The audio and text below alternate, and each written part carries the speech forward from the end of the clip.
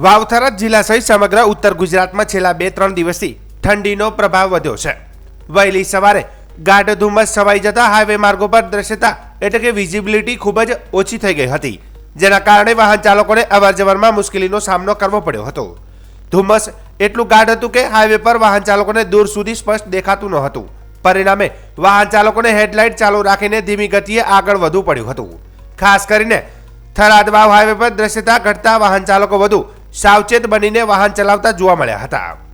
ઠંડી અને ધુમ્મસની અસર વધતા વાતાવરણમાં શીતળતા વધુ અનુભવાઈ રહી છે। વહેલી સવારમાં લોકોને તીવ્ર ઠંડીનો અનુભવ થયો હતો અને ગરમ વસ્ત્રોનો સહારો લેવો પડ્યો હતો।